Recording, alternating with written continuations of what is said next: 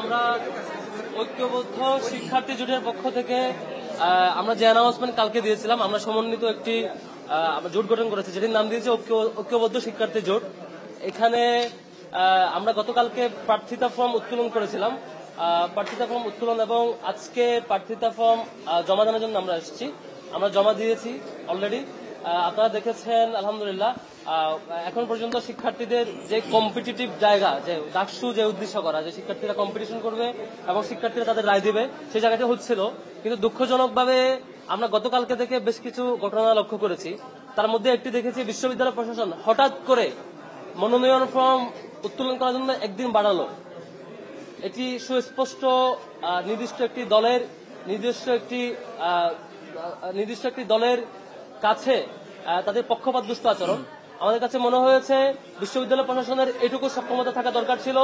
বিশ্ববিদ্যালয় প্রশাসনের বিশ্ববিদ্যালয় প্রশাসনের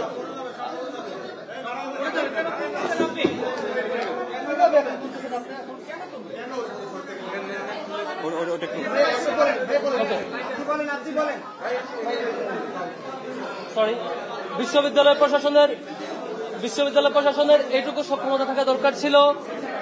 তারা যে ডেট ঘোষণা করবেন সেই ডেটের মধ্যে শিক্ষার্থীরা যা আসবেন, ডেট মেনটেন করে তাদেরকে নিশ্চয়ই সেই শিক্ষার্থীদের যে রায় সেটুকু দিবেন। কোন ধরনের পূর্ব পর্যালোচনা ছাড়া, কোন ধরনের ডিসকাশন ছাড়া সরাসরি একদিন বাড়াই দেওয়া এবং বাকিরা জমা দেওয়ার পর হঠাৎ করে ঘোষণা দেওয়া, এটি নিঃসন্দেহে বাকিদের পলিসি মেকিং এবং বাকিদের সিদ্ধান্ত গ্রহণের পরে নির্দিষ্ট একটি পক্ষকে সিদ্ধান্ত গ্রহণের সামগ্রিক সুবিধা দেওয়া এবং পলিসি মেকিং এর বিশেষ সুবিধা দেওয়ার নামান্তর। এটা খুবই দুঃখজনক। এবং আমরা দেখেছি বিশ্ববিদ্যালয়ের সামগ্রিক প্রশাসনে, বিশ্ববিদ্যালয়ের প্রক্টর থেকে শুরু করে নানান পর্যায়ে নানান প্রভোস্ট এবং বিভিন্ন কমিটিতে নির্দিষ্ট একটি দলের পক্ষপাতদুষ্ট আচরণ লক্ষ্য করেছি। এটি আমরা শিক্ষকদের কাছ থেকে নিশ্চয়ই 24 পরবর্তী এই সময়টাতে শিক্ষকদের কাছ থেকে আমরা এমন একটা রেসপন্স চাই যে রেসপন্সের সকল শিক্ষার্থীর জন্য সমান, কোনো পক্ষপাত দুষ্ট হবে না। আমরা আগামীতে পুরো ডাকসু নির্বাচনে আমরা এরকম শঙ্কিত হতে চাই না। আমরা ইতিবাচক এবং জাস্টিস এবং সমমানের, সবার প্রতি সমান অধিকারের যে দায়িত্ববোধ শিক্ষকদের পক্ষ থেকে সেটি চাই। আরেকটি ঘটনা লক্ষ্য করেছেন, বেশ কয়েকটি হাউস মিথ্যা ফ্রেমিং করেছে আমাদের ব্যাপারে। তার মধ্যে দেখবেন যে বিবিসি বাংলায় প্রথমে একটি নিউজ করেছে, তারপর রাতে বিজনেস স্ট্যান্ডার্ড একটা নিউজ করেছে, আরো কয়েকটি পত্রিকা এরকম দেখেছি যেখানে বলা হয়েছে ছাত্র শিবিরের দিক থেকে যে আমরা নাকি প্রথম অংশগ্রহণ করেছি। আবার কেউ নিউজ একবার করে আবার এটা এডিটও করেছেন যে প্রথম বছর স্বাধীনতার পর প্রথম প্যানেল, আবার বলছেন প্রথম প্রকাশ্যে প্যানেল, নানান আলাপ করছে আর কি। স্পষ্ট আমরা নিন্দা জানাচ্ছি এবং তীব্র নিন্দা জানাচ্ছি যে এই ধরনের মিথ্যা ফ্রেমিং এর ব্যাপারে।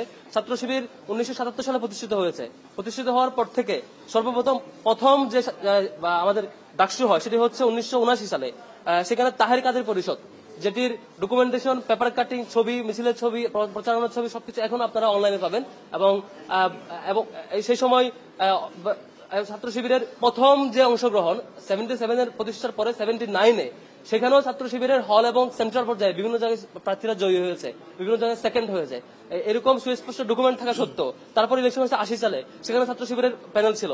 82 সালে সেখানে ছাত্র শিবিরের প্যানেল ছিল। এনাম কাদের পরিষদ, যেখানে ছাত্র শিবিরের মিছিলে বিরোধীরা আক্রমণও করেছিল, সেই ঘটনার ফুটেজ, ছবি এবং ফটো, পেপার কাটিং এখনো পাবেন। তারপর 89-এ আরেকটা ডাকসু হয়েছে, সেখানে শামসু আমিন মুজিব পরিষদ ছিল। 90-তে আমিন মুজিব হেলাল পরিষদ ছিল। এই যে প্রত্যেকটাতে ছাত্র শিবিরের অংশগ্রহণ ছিল। শুধুমাত্র 19 সালের আগে 2014 সাল এবং পরবর্তীতে এবং 18 সালে যে আওয়ামী লীগ যে পরিমাণ ভুয়া নির্বাচন এবং একপাক্ষিকভাবে ক্ষমতায় আসছে, ছাত্র শিবির আমরা কোনোভাবে তাদেরকে ক্ষমতার বৈধতা দিয়ে নাই।